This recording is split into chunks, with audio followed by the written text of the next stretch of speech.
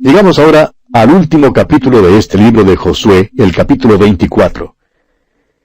En este capítulo, Josué reúne una vez más a todo el pueblo y se presentan delante del Señor. Josué les habla y les da la reseña que Dios hace de la historia de ellos y de sus tratos misericordiosos con ellos. Tenemos también en este capítulo la renovación del pacto, la piedra del testimonio, la edad y muerte de Josué y la sepultura de los huesos de José. Josué reúne ahora a los hijos de Israel para una consagración y una consideración del pacto que Dios había hecho con ellos y que ellos habían hecho con Dios.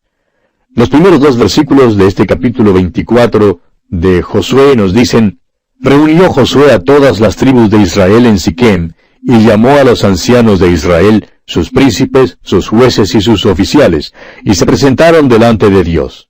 Y dijo Josué a todo el pueblo: Así dice Jehová, Dios de Israel: Vuestros padres habitaron antiguamente al otro lado del río, esto es, Taré, padre de Abraham y de Nacor, y servían a dioses extraños. En realidad no es Josué sino Jehová quien habla en esta porción de la Escritura, dando una mirada retrospectiva, o sea, una mirada hacia atrás, a sus tratos misericordiosos con los hijos de Israel desde el llamamiento de Abraham hasta la conquista de la tierra de Canaán. Ahora el versículo 2 revela algo que no sabíamos antes, aunque sí lo sospechábamos. Cuando Dios llamó a Abraham de Ur de los Caldeos, le sacó de un hogar de idolatría. Taré, su padre, se nos dice aquí, servía a otros dioses. Ahora aquí surge la pregunta: ¿por qué escogió Dios a Abraham e hizo de él una nación? Bien, consideremos los antecedentes. Después de la Torre de Babel, el hombre se alejó completamente del Señor. No fueron solamente unas pocas personas que volvieron las espaldas a Dios. Hubo una apostasía total. Ninguno servía a Dios, ni aun Taré, el padre de Abraham. Cuando Dios confundió el idioma, la gente se dispersó por todas partes y llevaron consigo un conocimiento del Dios vivo y verdadero, que es la razón por la cual aún las tribus paganas hoy tienen un conocimiento del verdadero Dios, aunque no le adoran. Hubo una apostasía total después de la Torre de Babel. Ahora, ¿qué puede hacer Dios que sea consistente con su persona, sus atributos y su carácter? Dios podía juzgar a la familia humana y quitarla de la tierra. Él podía haber hecho que la tierra fuese tan desolada como la luna si hubiera querido, pero no lo hizo. Él va a recobrar a la humanidad y va a comenzar con un hombre. Ese hombre fue Abraham, quien debió tener un deseo en su corazón de conocer al Dios vivo y verdadero. Cuando Dios le llamó, le dijo que saliera de Ur y dejara atrás a toda su familia. Ahora tal vez nos parezca extraña la forma en que Dios llamó a Abraham, diciéndole que saliera de su tierra y de su círculo familiar, pero ahora sabemos por qué Dios lo hizo así. Taré, el padre de Abraham, era idólatra. Y Dios llamó a Abraham y le sacó de todo eso para tratar con él y hacer de él una nación por medio de la cual el Mesías viniera al mundo. Ahora Dios formó esa nación en las ladrilleras de Egipto. Y amigo oyente, si Dios va a hacer algo de usted y de mí, Él nos llevará a través del fuego para lograrlo. Podemos asegurarle que Él no va a usar a esos cristianos consentidos de nuestras iglesias contemporáneas. Hay tantos creyentes en la iglesia común y corriente hoy en día que ni siquiera saben lo que es ser fiel a Dios. No saben lo que es declararse a favor de Dios. Se apartan de una iglesia que enseña la Biblia y dentro de unos pocos meses se alejan de todo lo que han aprendido. ¿Por qué? Porque así es el corazón humano. Y Dios no va a usar a un cristiano mimado, consentido, que no tiene ese vivo interés de conocer y obedecer a Dios como lo hizo Abraham. Ahora Dios continúa hablando y dice en los versículos 5 al 7 de este capítulo 24 de Josué: Y yo envié a Moisés y a Aarón, y herí a Egipto, conforme a lo que hice en medio de él, y después os saqué. Saqué a vuestros padres de Egipto, y cuando llegaron al mar, los egipcios siguieron a vuestros padres hasta el mar Rojo, con carros y caballería. Y cuando ellos clamaron a Jehová, Él puso oscuridad entre vosotros y los egipcios, e hizo venir sobre ellos el mar, el cual los cubrió, y vuestros ojos vieron lo que hice en Egipto. Después anduvisteis muchos días en el desierto. Dios continúa recordándoles el cuidado que Él tuvo de ellos. librándoles de los amorreos que pelearon contra ellos, y de Balaam, quien trató de maldecirlos, trayéndolos a través del Jordán, y librándolos de los habitantes de esa tierra que pelearon contra ellos. Y dice luego en el versículo 13, y os di la tierra por la cual nada trabajasteis, y las ciudades que no edificasteis, en las cuales moráis, y de las viñas y olivares que no plantasteis, coméis. El pueblo de Israel está ahora establecido en esa tierra. Pero debido a que no destruyeron la civilización que había allí, están rodeados de idolatría. Están en un verdadero peligro. Josué se da cuenta de esto y les amonesta a que hagan una verdadera dedicación a Dios, a que le entreguen sus vidas completamente. Escuche usted lo que les dice en los versículos 14 y 15 de este capítulo 24 de Josué. Ahora pues, temed a Jehová y servidle con integridad y en verdad, y quitad de entre vosotros los dioses a los cuales sirvieron vuestros padres al otro lado del río y en Egipto, y servid a Jehová. Y si mal os parece servir a Jehová, escogeos hoy a quién sirváis, si a los dioses a quienes sirvieron vuestros padres cuando estuvieron al otro lado del río, o a los dioses de los amorreos en cuya tierra habitáis, pero yo y mi casa serviremos a Jehová. Cuanto más conozco a Josué, tanto más me agrada, amigo oyente. A través de los años se ha mantenido a la sombra de Moisés, de modo que hasta pudiéramos pensar que es algo así como un Moisés en miniatura. Pero Josué es un hombre de gran importancia. Dios no se equivocó al escoger a este hombre.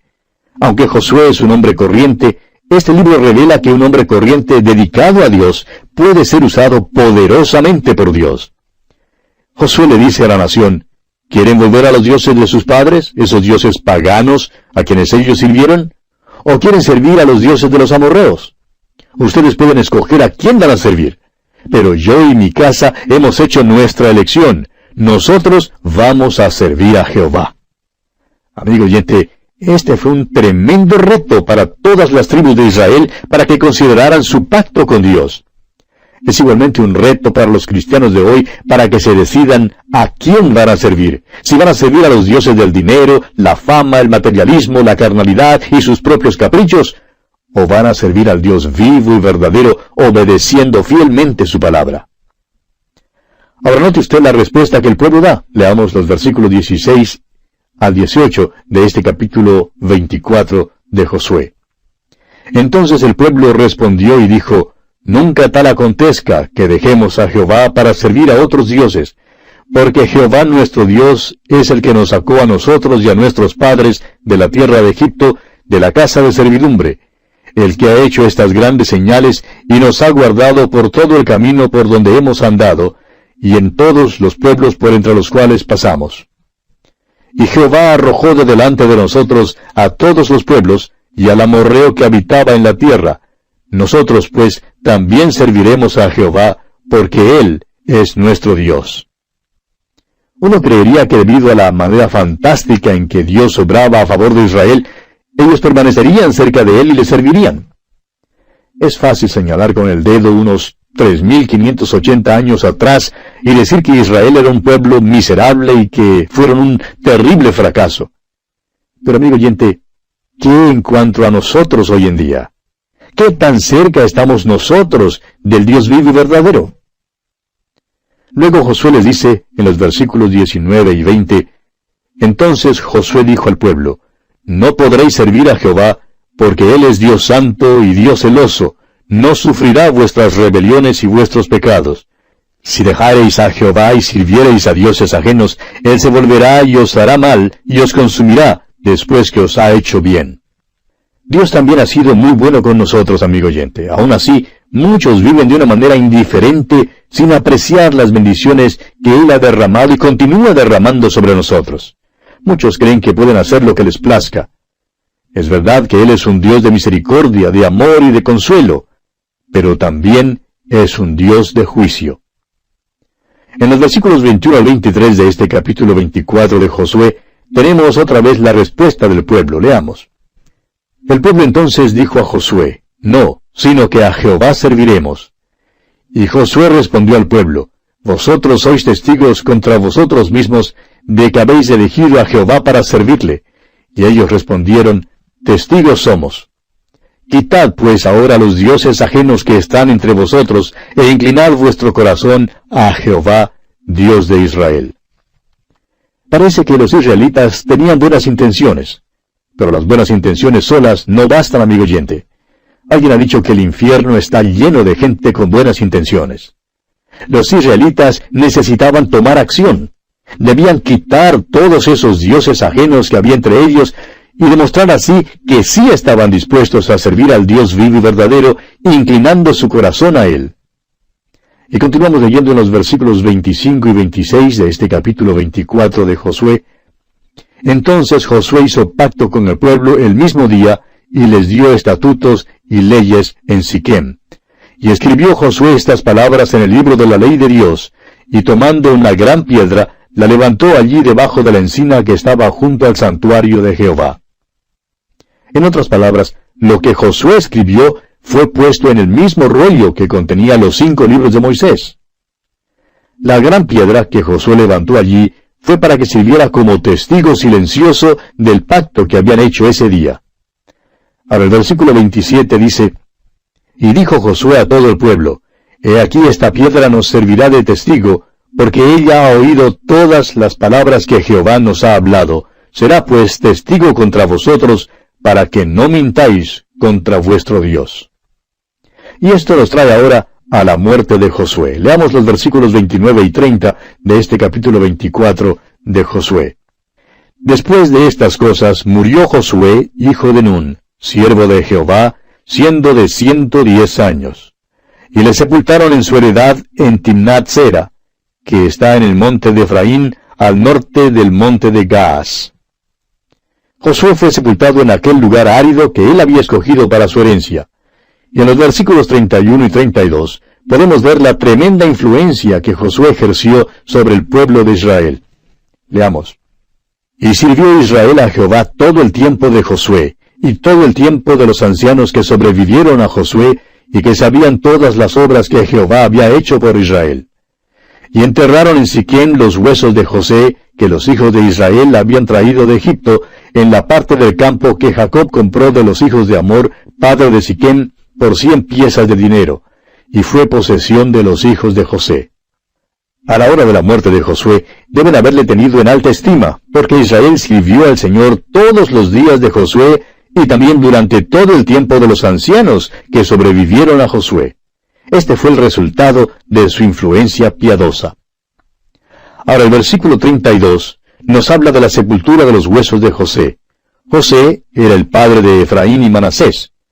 Cuando los descendientes de estos hijos salieron de Egipto, sacaron con ellos los huesos de su padre y los llevaron por 40 años a través del desierto. Le habían prometido a José que sepultarían sus huesos en la tierra prometida. ¿Por qué? Porque allí era donde él esperaba ser levantado de los muertos. Luego, el versículo final de este capítulo 24 de Josué, el versículo 33, dice, también murió Eleazar, hijo de Aarón, y lo enterraron en el collado de Finehés su hijo, que le fue dado en el monte de Efraín. Aarón fue el primer sacerdote que murió. Eleazar fue el segundo. El libro de Josué está limitado por la muerte. Principia con la muerte de Moisés y termina con las muertes de Josué y Eleazar. Lo que nos llama la atención en este versículo, amigo oyente, es el hecho de que sepultaron a Eleazar en el collado que pertenecía a Finehés, su hijo, que le fue dado en el monte de Efraín. La pregunta es, ¿de dónde consiguió Finehés esta tierra? Los sacerdotes no recibieron ningún terreno y sin embargo este hombre había adquirido una buena porción de propiedad raíz. Aquí vemos ahora un comienzo del alejamiento del Dios vivo y verdadero, el cual será obvio cuando lleguemos al estudio del libro de los jueces. Y así, amigo oyente, concluimos nuestro estudio del capítulo 24 de Josué.